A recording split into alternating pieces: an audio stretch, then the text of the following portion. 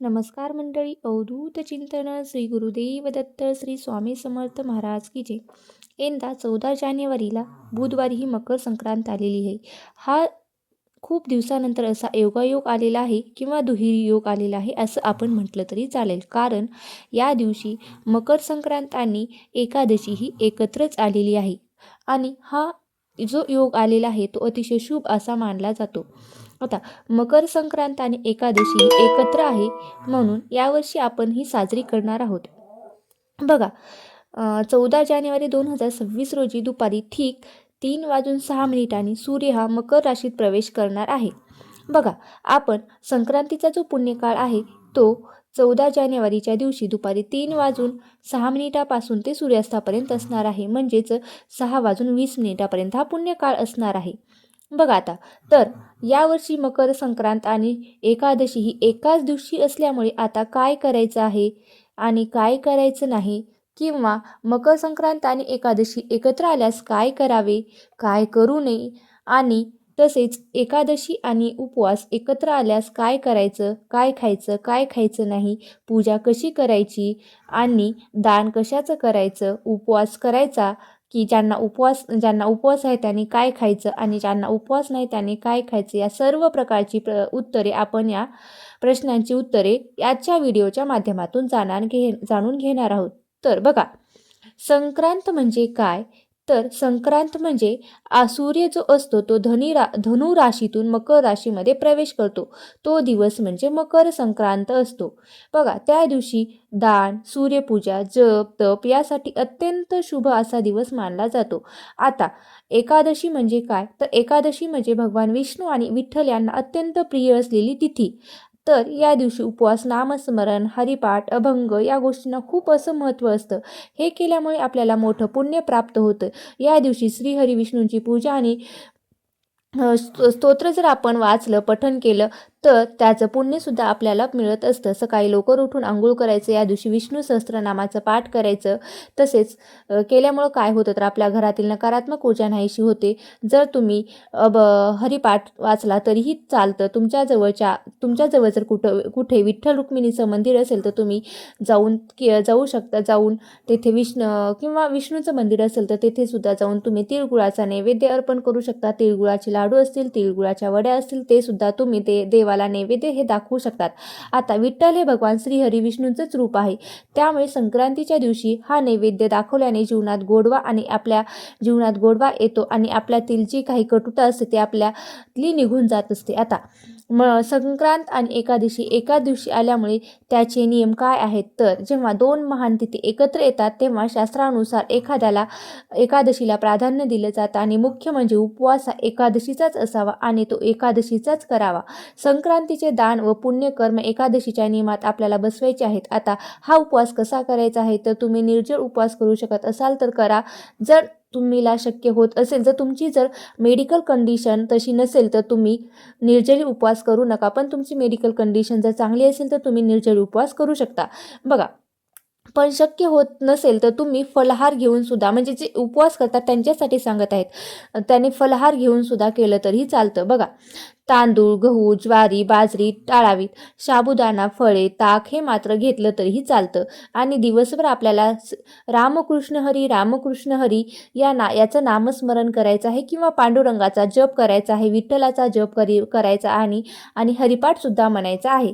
आता पूजा कशी करायची आहे बघूया. आपण सकाळी लवकर उठायचं, म्हणजे ब्रह्ममुहूर्तावर उठायचं, स्नान करायचं, सूर्यदेवाला हे अर्घ्य द्यायचं. कारण या दिवशी सूर्यदेवाची पूजा करणे खूप असं महत्त्वाचं असतं. कारण सूर्याची कृपा ही आपल्यावर राहावी म्हणून. आणि सूर्यदेवाला अर्घ्य द्यायचं किंवा जल अर्पण करायची, पूजा करून घ्यायची. आपल्याला देवघरात दिवा लावायचा आहे. नंतर श्री विठ्ठलाची आणि विष्णूची पूजा करायची आहे. तुळशीपत्र आपल्याकडे असेल तर तुळशीपत्र सुद्धा विठ्ठलाला अर्पण करायचं, कारण तुळशीपत्र विठ्ठलाला हे खूप प्रिय असतं. पुन्हा पंचामृताने आपल्याला अभिषेक करायचा आहे आणि संध्याकाळी दीपदान हे हरिनाम जप, अभंग, कीर्तन म्हणायचे आहेत. आता बऱ्याच जणींना असा प्रश्न पडतो की मकर संक्रांती संक्रांतीला सत्यनारायण करा असं म्हणतात. मग या दिवशी एकादशी आहे, तर मग कसं करायचं? तर एकादशीच्या दिवशी सत्यनारायण पूजा करणे अत्यंत शुभ मानलं जातं, कारण भगवान विष्णूंचाच एक अवतार असलेली सत्यनारायणाची पूजा आहे. एकादशी आल्यामुळे त्याचे विशेष असं आध्यात्मिक लाभ सुद्धा हे आपल्याला मिळत असतात. तर या दिवशी तुम्ही सत्यनारायण सुद्धा करू शकतात. आता 11 वर्षानंतर असा हा योग, दुहेरी योग जुळून आलेला आहे, तो म्हणजे एकादशी आणि मकर संक्रांती एकाच दिवशी आलेली आहे. तर याचा आपल्याला लाभ घ्यायचा असेल तर या दिवशी आपल्याला तिळाचे 6 प्रकारचे दान आपण करायचे आहेत, किंवा ते आपण कसे करायचे आहेत बघा. 14 तारखेला तुम्हाला काय करायचं आहे की मकर संक्रांतीची पूजा ही नेहमीसारखीच करायची असते, त्यामध्ये काही आपल्याला बदल करायचा नाही. तसेच या दिवशी तुम्ही हळदी कुंकू सुद्धा करू शकतात, किंवा जर तुम्हाला काही अडचण असेल तर तुम्ही मकर संक्रांतीच्या नंतर रथसप्तमीपर्यंत कधीही तुम्ही हळदी कुंकाचा कार्यक्रम करू शकतात. मकर संक्रांतीच्या दिवशी विवाहित जी महिला असते ती सुगड पूजा करत असते. नेहमीसारखंच तिला नेहमीप्रमाणेच ही पूजा करायची आहे. आता एकादशीचा उपवास करतात त्यांना नेहमीसारखंच एकादशीचा उपवास करायचा आहे. एकादशीला हे तिळगुळ खाल्ले जातात, त्यामुळे एकादशीच्या दिवशी तुम्ही हे तिळगुळ खाऊ शकतात. खाल्ल्यामुळे आपली एकादशी वगैरे काहीही सुटणार नाही, त्यामुळे तुम्ही एकादशीच्या दिवशी हे तिळगुळ खाऊ शकतात. आता जो पुण्ययोग जुळून आलेला आहे किंवा दुहेरी योग जुळून आलेला आहे, त्या योगामध्ये जर काही विशेष साधना किंवा विशेष दान केलं तर आपली जी काही अडलेली कामं होतात ते पूर्ण होत असतात, आणि आपलं जे 7 पिढ्यांचं दोष आहेत ते सुद्धा दूर व्हायला आपल्याला मदत होतं. आता काय करायचं आहे तर संक्रांत आणि एकादशी एकाच दिवशी आल्यामुळे आपल्याला दानाचं हे दुप्पट सुद्धा फळ आपल्याला मिळत असतं, कारण दुहेरी योग जुळून आलेला आहे. दानासाठी उत्तम वस्तू आपल्याला ह्या द्यायच्या आहेत. त्यात तीळ, गूळ, उबदार कपडे, उदाहरणार्थ ब्लँकेट, चादरी, म्हणजे जे काही उबदार कपडे असतात, स्वेटर वगैरे तुम्ही देऊ शकतात. फक्त फाटके कपडे हे द्यायचे नाहीत, चांगले कपडे घेऊन द्यायचे. त्यात तुम्ही तांदूळही देऊ शकतात.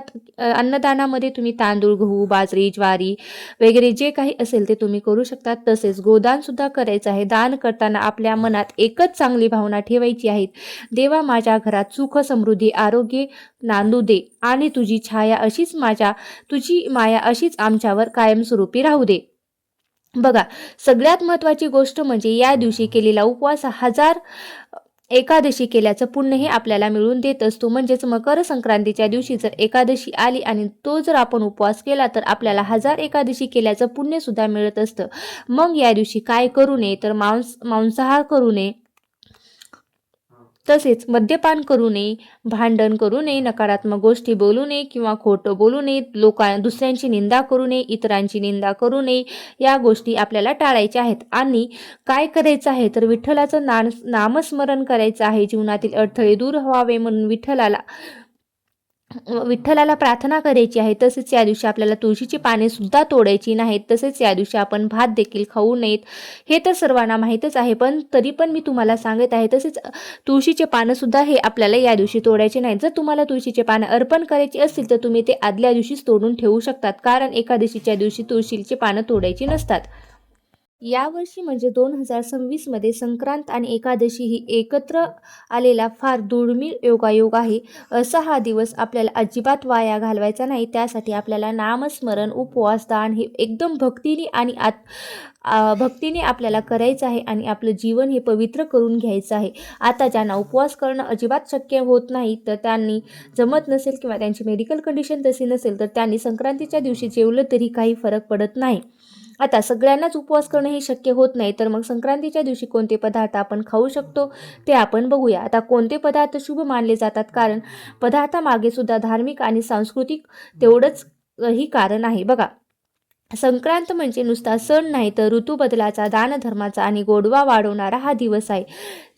एकादशीच्या दिवशी सुद्धा तिळाचं फार असं महत्त्व आहे, म्हणजे नावातच तिळाचे महत्त्व आहे. त्यामुळे मग तिळाचा 6 प्रकारचे वापर आपल्याला करून घ्यायचा आहे. तर म्हणजे 6 प्रकारे नेमकं कसं करायचं तर तिळाने सकाळी उठताना आपण जेव्हा आंघोळ करतो तेव्हा त्या आंघोळीमध्ये थोडेसे तीळ टाकायचं. तीळ आंघोळ करण्याच्या आधी जे आपण उटणं लावत असतो, म्हणजे दुसरं जे उटणं लावणार आहे तर त्या दिवशी आपल्याला तिळाचं उटणं लावायचं आहे. पुन्हा आपण जर घरात होम करत असाल तर त्या होमामध्ये थोडेसे तीळ टाकायचे आहेत आणि तिळाचं तर्पण करायचं आहे. त्यामुळे काय होतं तर आपल्या पितरांना तर्पण केल्यासारखं होतं. तसेच तिळाचं दान करायचं आहे आणि तिळाचं भक्षण करायचं आहे, म्हणजे खायचं आहे. असं 6 प्रकारे आपल्याला या तिळाचा वापर करायचा आहे. मकर संक्रांतीपासून सूर्य हा धनु राशीतून मकर राशीत प्रवेश करत असतो. हा दिवस म्हणजे आपल्याला उत्तरायणाची सुरुवात अशी मानली जाते. या दिवसापासून थंडी जी आहे ती थोडी थोडी कमी होऊ लागते आणि दिवस हा तिळतिळाने मोठा होत असतो. म्हणजेच डिसेंबर जानेवारीमध्ये शरीराला उष्णता देणारे पदार्थ आपण खात असतो आणि मकर संक्रांतीपासून आपण गोड बोलण्याचा सुद्धा संकल्प करत असतो. तसेच असं आहे की पृथ्वीशी जे आपलं नातं आहे आणि भोगीची भाजी संक्रांतीच्या आदल्या दिवशी जी करत असतो ती भोगीच्या भाजीत असतात वांगी, गाजर, मटार, सगळ्या प्रकारच्या पापड्या, भाज्या, बोरं, गाजर, पेरू ह्या सगळ्या भाज्या मिळून आपण जी भोगीची भाजी तयार करत असतो. या दिवसात भरपूर प्रमाणात येत असते. निसर्गाने दिलेलं भरपूर आपल्याला हे अन्न उपलब्ध असतं. त्याचबरोबर आपण तिळाचे लाडू, वड्या खात असतो. शेंगदाण्याच्या पोळ्या, तिळाच्या पोळ्या, गुळणपोळी म्हणजे जे आपल्याला तसेच पुरणाची पोळीसुद्धा आपण खात असतो. म्हणजे जे सगळे पदार्थ आपल्या शरीराला उष्णता निर्माण करत असतात किंवा उष्णता देत असतात, जे आपण भरभरून खायचे असतात. म्हणून हा सुद्धा सण आपण मकर संक्रांत म्हणून साजरा करत असतो. तसेच संक्रांतीच्या दिवशी देवाला दाखवायला नैवेद्य तिळगुळ, बाजरीची भाकरी, पुरणपोळी, गुळ शेंगदाण्याची पोळी म्हणून तर ते सुद्धा तुम्ही दाखवू शकतात. म्हणजे जे उष्ण पदार्थ असतात ते संक्रांतीच्या दिवशी, संक्रांतीत थंडी असते त्यामुळे आपल्याला उष्ण पदार्थ हे सुद्धा आपल्याला नैवेद्य म्हणून दाखवायचे आहेत. आता संक्रांतीला देखील हे उष्ण पदार्थच दाखवायचे आहेत, कारण संक्रांतीला सुद्धा ही आपण अशा प्रकारे आपल्याला मकर संक्रांतीचा सण हा साजरा करायचा आहे. तिळगुळ घ्या, गोड गोड बोला आणि गोड गोड आठवणी ह्या तुम्ही साठवून ठेवा. अशा प्रकारे मी तुम्हाला सांगितलेली माहिती कशी वाटली मला कमेंट करून नक्की सांगा. जर व्हिडिओ आवडला असेल तर नक्की लाईक करा, शेअर करा आणि चॅनलवरती नवीन असाल तर चॅनलला सबस्क्राईब करून घ्या. श्री स्वामी समर्थ. जय जय स्वामी समर्थ.